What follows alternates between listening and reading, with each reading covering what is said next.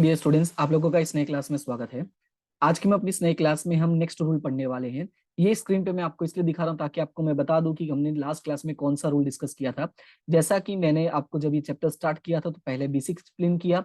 उसके बाद इसमें जितने भी फॉर्मूलाज यूज होते हैं, जितने भी रूल्स यूज होते हैं, उनको मैंने अलग अलग क्लास में विथ एग्जाम्पल के साथ एक्सप्लेन किया था। तो लास्ट क्लास में हम लोगों ने डिस्कस किया था u डिवाइडेड बाई v, यानी कि जब डिवाइड वाला होता है क्वेश्चन तो कैसे सॉल्व करना था। हमने तीन अलग अलग तरीके के क्वेश्चन देखे कि जब एक प्लस माइनस होता है तब, एक मल्टीप्लीकेशन में होता है तब, और एक डिवाइड में होता है तब। राइट, ये तीन हमने क्वेश्चन सॉल्व कर लिया है। आज हम जो क्वेश्चन सॉल्व करने वाले हैं ये one of the most important question है, और इसमें अक्सर थोड़ा बहुत कंफ्यूजन रह ही जाता है। उसको मैं अपने तरीके से बहुत सिंप्लीफाई करके मैं एक्सप्लेन करूंगा, जिससे आपको समझने में कोई भी प्रॉब्लम ना हो। और ये हमारा लास्ट रूल है इस चैप्टर का। हाँ, और भी छोटे मोटे रूल हैं, छोटे मोटे मतलब इस ऐसे प्रैक्टिकल से। बाकी इसमें जो बड़े प्रैक्टिकल्स आते हैं, यानी दूसरे क्वेश्चंस आते हैं जो थियरी टाइप के होते हैं, जो आपने देखा होगा सेक्शन एफ में आपका दिया हुआ है, उसको मैं आपको धीरे धीरे करके एक्सप्लेन करूंगा वन बाय वन। जैसे मैंने बताया था, ये जो अपना सीमांत आय वाला होता है, सीमांत खर्च का होता है, कुल लाभ का होता है, ऐसे वाले क्वेश्चंस को मैं धीरे धीरे आने वाली क्लासेस में एक्सप्लेन करूंगा। ठीक है, तो फिलहाल स्टार्ट करते हैं और समझते हैं कि हमारा रूल क्या है और हमारा फॉर्मूला क्या है और फॉर्मूला का एक्सप्लेनेशन क्या है। ठीक है, तो हमारा रूल नंबर 4, कौन सा रूल है? Rule number 4। तो जो हमारा रूल नंबर 4 है, बेसिकली इसको हम कहते हैं श्रृंखला का नियम। क्या कहते हैं? श्रृंखला नियम। ठीक है, ये नाम याद रखना है, श्रृंखला नियम। नहीं याद रखो तो भी कोई दिक्कत नहीं है, हमको तो सवाल सॉल्व करने से मतलब है। फिर भी मैं बताता हूँ श्रृंखला नियम। अब ये श्रृंखला नियम जो है, ये क्वेश्चन को सॉल्व कैसे करना होता है। सबसे बड़ा सवाल यही है कि इस क्वेश्चन को हमें सॉल्व कैसे करना होता है, या ये क्वेश्चन दिया कैसे होता है।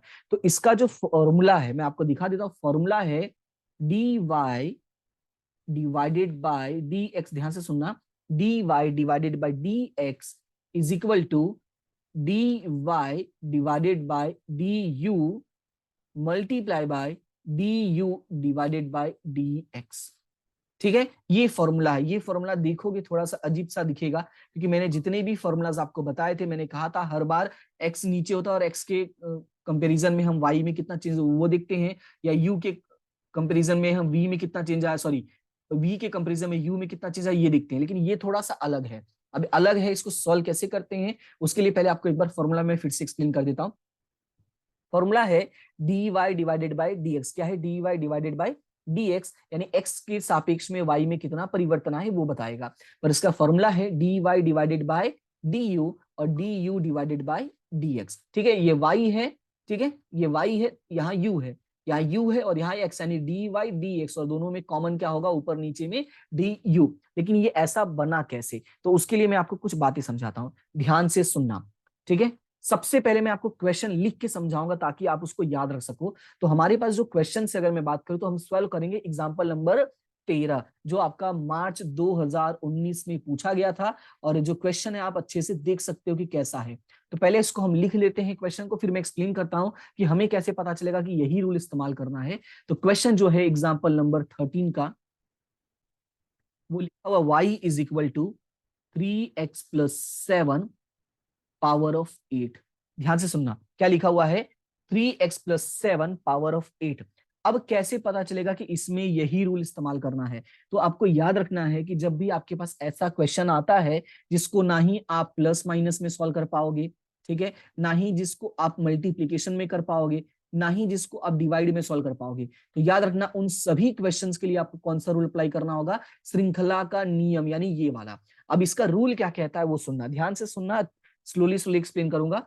सबसे पहले हमें क्या करना होता है कि जो हमारा वैल्यू दिया होता है, ठीक है, क्या कहा मैंने? जो हमारा वैल्यू दिया होता है हम इसको क्या एज्यूम कर लेते हैं? यू एज्यूम कर लेते हैं। क्या एज्यूम कर लेते हैं? यू। तो अगर हम इसको यू एज्यूम करेंगे, यानी क्या हो जाएगा? U is equal to 3x+7 power of 8। क्या हो जाएगा? सॉरी, ये ऐसे होगा, ठीक है, एक मिनट जो मैं इसको अच्छे से लिख देता हूं। आप देखेंगे u is equal to 3x+7। मैंने क्या कहा कि जो हमारा पद दिया होता है उस पद को हम क्या एज्यूम कर लेंगे? u एज्यूम कर लेंगे।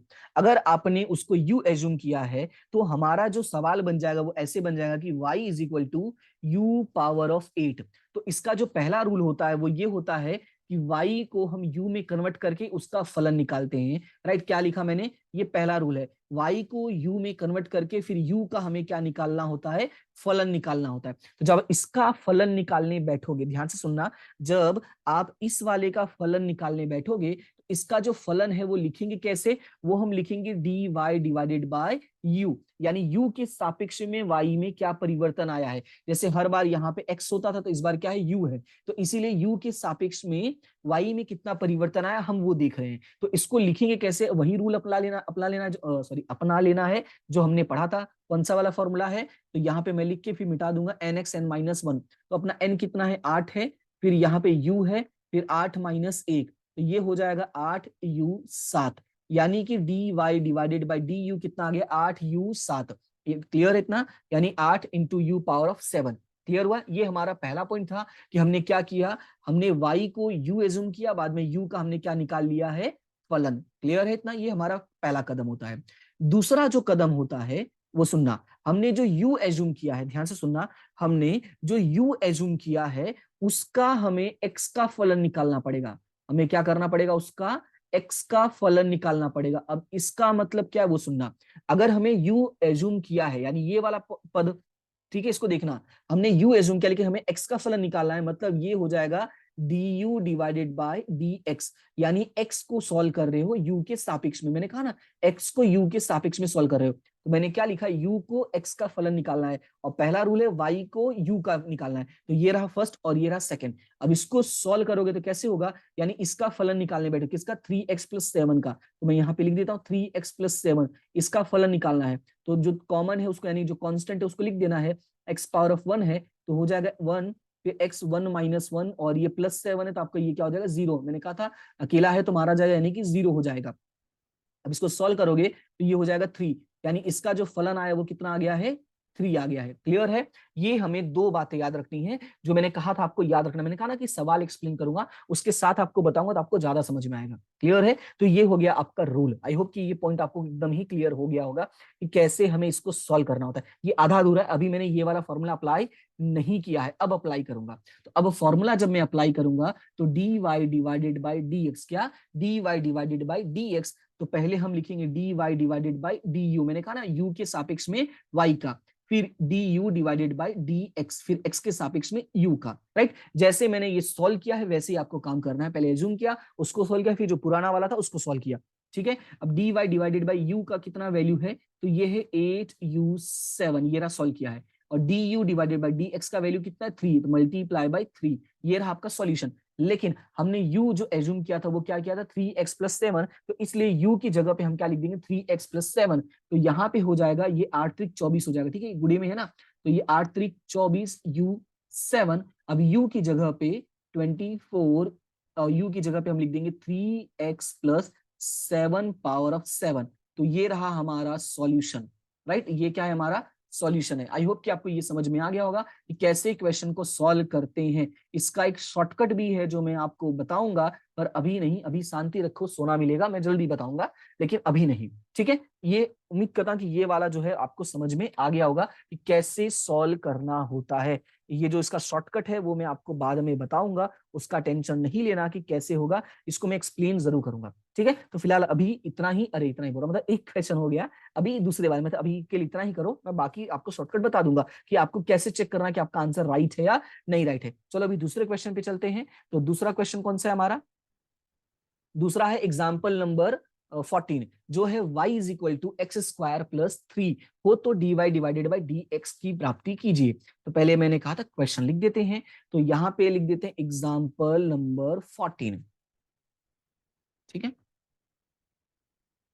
एग्जाम्पल नंबर 14 है y = x² + 3, क्या है, y = x² + 3।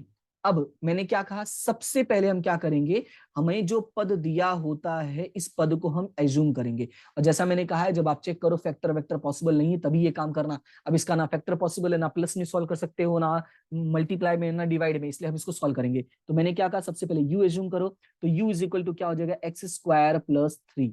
ये आ गया, क्या आ गया, u is equal to X square plus 3। फिर मैंने कहा हमें इसका डेरिवेटिव निकालना है, किसका डेरिवेटिव निकालना है, तो हमें u का निकालना है। तो इसको कैसे लिखेंगे, मैंने कहा इसको लिखेंगे dy डिवाइडेड बाई du।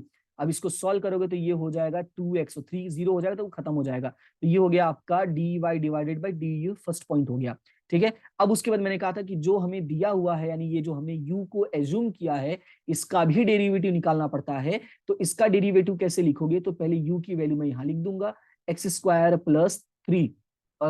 एक मिनट है यार, एक सेकेंड, हाँ ये जल्दबाजी नहीं करनी है, रुको।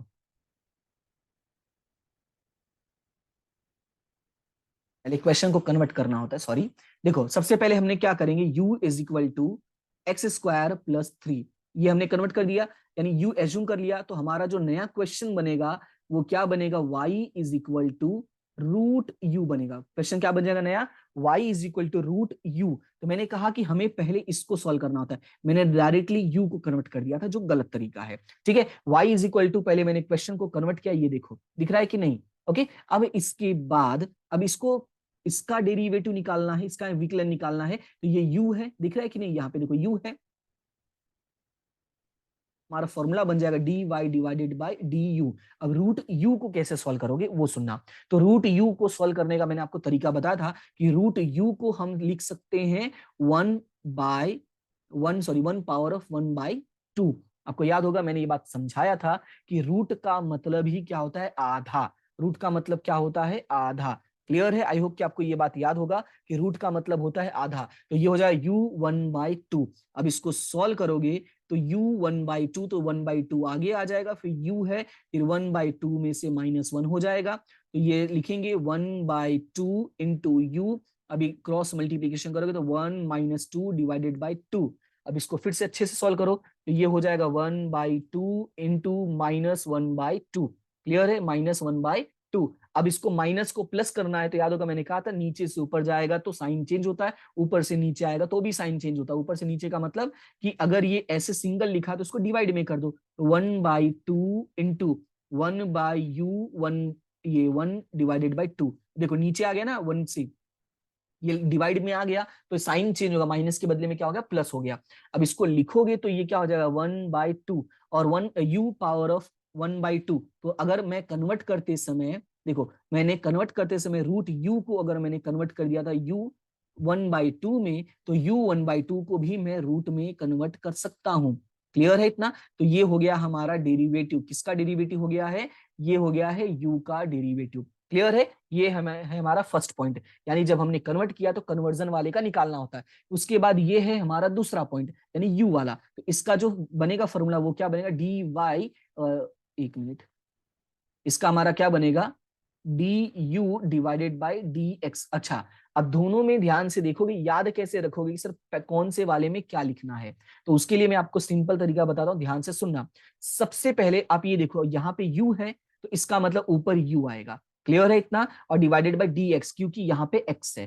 क्लियर है इतना। अब उसके बाद इस वाले क्वेश्चन में देखो, यहाँ पे क्या है, y है, यहाँ पे u है, तो ऊपर y आया और यहाँ पे u आया। समझ में आया, देखो दोनों को वापस देख लो, मैं कलर चेंज कर देता हूं ताकि दिखाई दे दे। देखो यहाँ पे u है और यहाँ पे x है, तो ऊपर u आया है, डिवाइड में x आया है। यहाँ पे y है, यहाँ पे u है, हाँ ऊपर y है, यहाँ पे u, तो ऊपर y आया और यहाँ पे u है। समझ में आया कि नहीं, यानी जैसा क्वेश्चन उसको उसी तरीके से सॉल्व करना, चाहे पहले उसको सॉल्व करो चाहे इसको सॉल्व करो, इससे कोई फर्क नहीं पड़ने वाला आपको, लेकिन फॉर्मूले में तो पहले यही लिखना है, ये बात आपको याद रखना है। अब इसका सॉल्व करोगे, इसका सॉल्यूशन तो मैंने पहले लिख दिया था, 2x हो जाएगा, राइट। तो ये हो गया आपका D U divided by D X. अब लिखेंगे कि D Y divided by D X, क्या लिखेंगे, D Y divided by D X. तो D Y divided by D X जो होता है वो होता है D Y divided by D U into D U divided by D X. D Y divided by D U कितना आया था, 1/2 multiply by 1/1 divided by root you. अब इसका आंसर आया था 2x आया था, ठीक है। तो ये 2 क्या हो गया, कैंसिल हो गया। तो जब 2 कैंसिल हो गया तो क्वेश्चन में क्या बचा, x divided by root U बचा। क्या बचा, x divided by root U, क्योंकि ये ऊपर आ जाएगा। अब यहाँ पे देखोगे u को जो हमने एज्यूम किया था वही वैल्यू रख देना है। तो जब वही वैल्यू रख देंगे तो ये बन जाएगा एक्स स्क्वायर प्लस 3। क्या बन जाएगा, x square plus 3, x square plus 3। Clear है इतना? और ये रूट में है तो रूट में ही रहेगा, वो खत्म नहीं हो जाएगा। तो ये है आपका फाइनल आंसर, ये आपको याद रखना है। तो उम्मीद करता हूं कि ये आपको क्वेश्चन समझ में आ गया होगा कि कैसे सॉल्व करना होता है। दोनों को ही मैंने थोड़ा धीरे धीरे बताया ताकि आपको ये बात समझ में आ जाए कि कैसे क्वेश्चन को सॉल्व करना होता है। जितने भी रूट वाले क्वेश्चन है या जितने भी इस प्रकार के क्वेश्चन है जिसमें एज्यूम वाला नाटक होगा, आपको याद रखना है कि जब फैक्टर पॉसिबल नहीं है, जब ऐसे सॉल्यूशन पॉसिबल नहीं है, तो आपको इसी तरीके से सॉल्व करना होगा। ठीक है, क्लियर है इतना? आप एक्सरसाइज में से भी कुछ क्वेश्चंस को देख सकते हो, मैं आपको बता देता हूं अगर ऐसे क्वेश्चंस हैं तो, जो एग्जाम में पूछे गए हैं, तो आप उसको सॉल्व करना। थोड़ा सा वेट करो तो मैं बता देता हूं। हाँ, क्वेश्चन नंबर 11 मैं बता देता हूं कौन से में है। सेक्शन डी का क्वेश्चन नंबर 11 जो बेसिकली मार्च 2018 में पूछा गया था, सेम टू सेम है, मैं लिख भी देता हूं, एक्स स्क्वायर प्लस 5 है, इसका रूट निकालने के लिए बोला गया है। ठीक है, इसको आपको सॉल्व करना है। ये हो गया एक क्वेश्चन, और उसके अलावा कोई और है जो बोर्ड में पूछा गया हो? नहीं, फिलहाल तो यही है। तो यही 3 क्वेश्चन था जिसमें से 2 तो मैंने ही बता दिया है। ठीक है, तो फिलहाल आज के लिए इतना ही रखते हैं, बाकी का जो टॉपिक है वो हम नेक्स्ट क्लास में डिस्कस करेंगे। आई होप कि आपको समझ में आ गया होगा। फिर भी कोई डाउट, कोई दिक्कत रह जाती है तो आप जरूर शेयर करना। ठीक है, और भी कुछ बातें हो तो आप शेयर कर सकते हो। फिलहाल आज के लिए इतना ही, मिलते हैं नेक्स्ट क्लास में, तब तक के लिए thank you so much and have a good day.